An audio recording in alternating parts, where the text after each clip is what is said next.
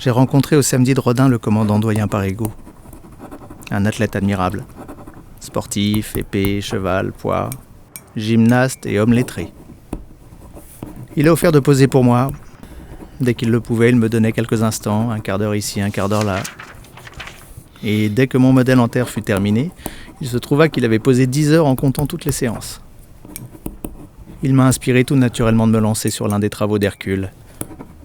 J'ai déterminé rapidement la pose, mais le commandant m'a demandé qu'on ne puisse pas le reconnaître. J'ai donc changé son visage. Entre 1906 et 1909, Antoine Bourdelle s'attelle à représenter un des 12 travaux du demi-dieu Héraclès, que nous connaissons aussi sous le nom d'Hercule dans la mythologie romaine. Cette sculpture illustre le moment où le héros bande son arc afin d'abattre de monstrueux oiseaux mangeurs d'hommes. L'archer est placé dans un équilibre étonnant, qui ajoute à l'impression d'extrême tension du geste. Le modèle vivant choisi par Bourdelle pour prendre la pose est un officier de cavalerie rencontré chez le sculpteur Rodin. La tête du commandant sera remplacée par une autre, effilée, géométrique et inspirée de la statuaire grecque antique qui accentue encore l'impression de puissance du héros. Et voici, mes chers amis, le clou du salon. Les critiques disent que c'est une des sculptures les plus hardies qu'on ait vues depuis longtemps. Quelle énergie! Mais pourquoi n'a-t-il pas de corde à son arc? Ou même de flèches? En a-t-on besoin pour comprendre l'œuvre?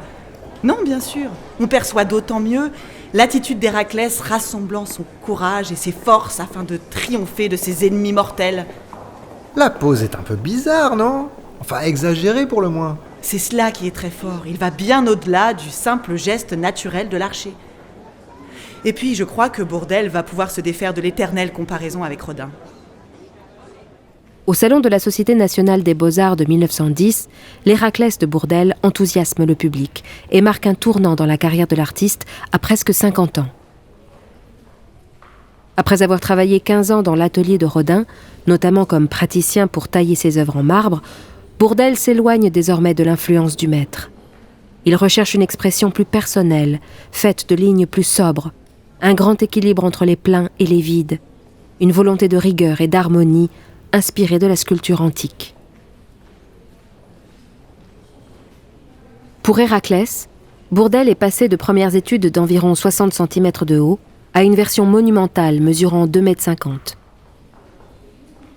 Ce bronze doré du musée d'Orsay est une version commandée par l'État en 1923, du vivant de l'artiste. Elle comporte 2 petits reliefs ajoutés sur le rocher, l'hydre de Lerne et le lion de Némée, 2 autres créatures fantastiques malfaisantes tuées par le héros. L'Antiquité grecque ou romaine exerce une grande influence sur les sculpteurs en cette fin du XIXe siècle. Chacun cherche dans ses œuvres du passé des clés pour inventer une sculpture moderne. C'est ce qu'on appelle le classicisme moderne en sculpture. Bourdelle se tourne vers l'enseignement et perpétue l'intérêt pour cette période ancienne. Il compte parmi ses très nombreux élèves Germaine Richier, Alberto Giacometti et Aristide Maillol. Également praticien chez Rodin, Maillol affirme « La sculpture, c'est de l'architecture ». Il part toujours d'une figure géométrique qui, selon lui, tient le mieux dans l'espace. Pour son marbre intitulé « Méditerranée », il ne veut pas d'expression dans le corps ni le visage. « Ma Méditerranée est enfermée dans un carré parfait », explique-t-il, cherchant à styliser le nu féminin jusqu'à l'épure. Même approche pour l'ours blanc en marbre de François Pompon, qui à partir de 1905 choisit de se consacrer uniquement à la sculpture animalière. « J'aime la sculpture sans trou ni ombre », proclame-t-il, travaillant sans relâche à simplifier les volumes et à jouer avec la lumière en polissant les surfaces. Enfin, chez Joseph Bernard, le rapport à l'antique s'exprime dans la taille directe de la pierre. Son travail ne passe pas par le modelage en terre, ni par le moulage d'un plâtre servant de modèle à l'exécution de l'œuvre.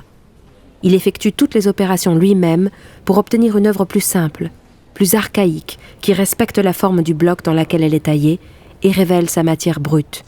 Ici, la pierre de lance. À quoi reconnaît-on le classicisme moderne en sculpture ? Un art dit classique, car inspiré par la sculpture antique. Une simplification des formes pour atteindre l'équilibre et l'harmonie.